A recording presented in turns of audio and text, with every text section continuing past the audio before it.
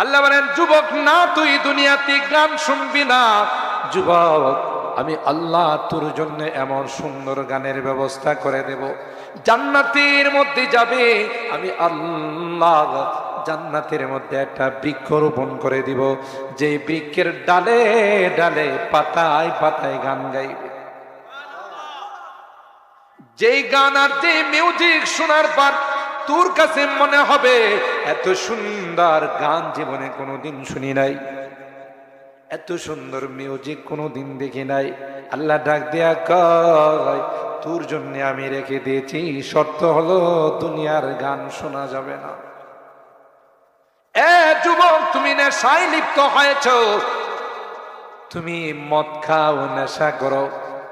আল্লাহ ডাক দেয়া কয়, নেশা যদি বর্জন করতে পারি, এক বোতল দুই বোতল নয়, দুনিয়ার নেশা তো মেয়াদ উত্তীর্ণ, খাইলে তার এলোমেলো হয়ে যায়, ঠিক না?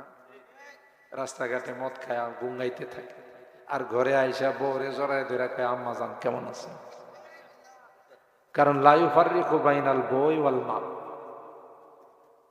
হ্যাঁ তো তার এলোমেলো হয়ে গেছে, কে বউ আর কে মা এটা তো পার্থক্য করার অবস্থা তার। কথা বলেন ঠিক কিনা?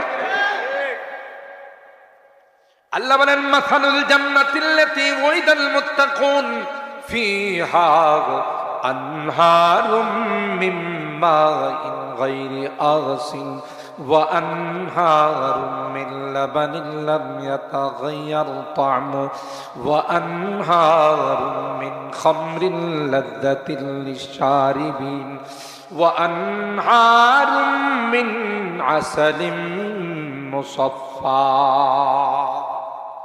জান্নাতি যারা হবে, আল্লাহ ডাক দেয়া কয়, তোমাদেরকে ওয়াদা দিলাম আমি আল্লাহ, এ জান্নাতীরা তোমাদের জন্য এমন দুধের নহর দেব, যে দুধের নহর হবে সবচেয়ে প্রিয় দুধ, সবচেয়ে পিওর দুধ।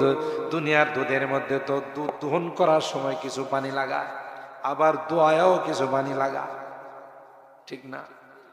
তাও তো কিছুটা আপনারা পান, আমরা তো ঢাকা শহরে দুধের নামে সাদা পানি খাই।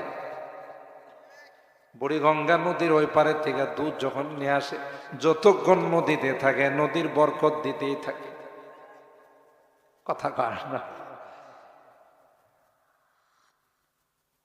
আগে শুনতাম দুধের মধ্যে পানি মিলা, এখন হলো পানির মধ্যে দুধ মিলা, বুঝেন নাই? আল্লাহ বলেন, না না, ওয়া আনহারুম মিন লাবানিন লাম ইয়াতাগায়্যার তা'মু, এমন দুধ দিব রে যে দুধের স্বাদ কোনোদিন পরিবর্তন হবে না।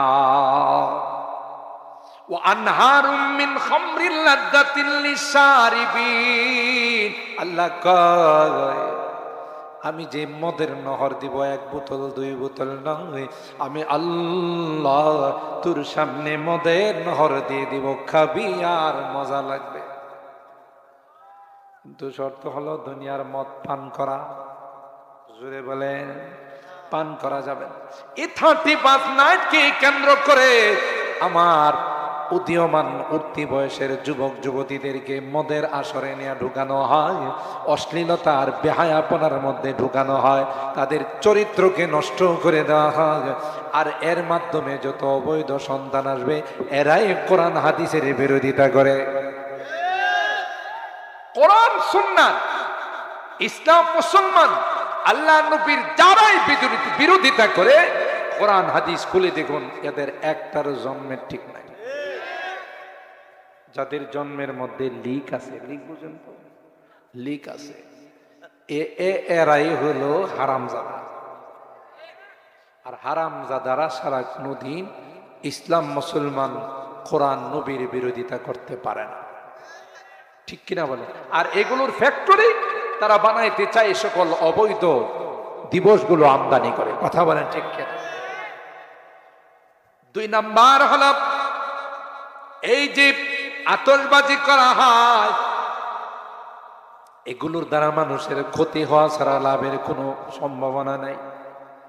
এগুলো অপচয়। আল্লাহ কোরআনে কয়, ইন্নাল মুবাযযিরিনা কানু ইখওয়ানাশ শায়াতিন ওয়া কানাশ শাইতানু লিল ইনসানি কাফুরা। অপচয়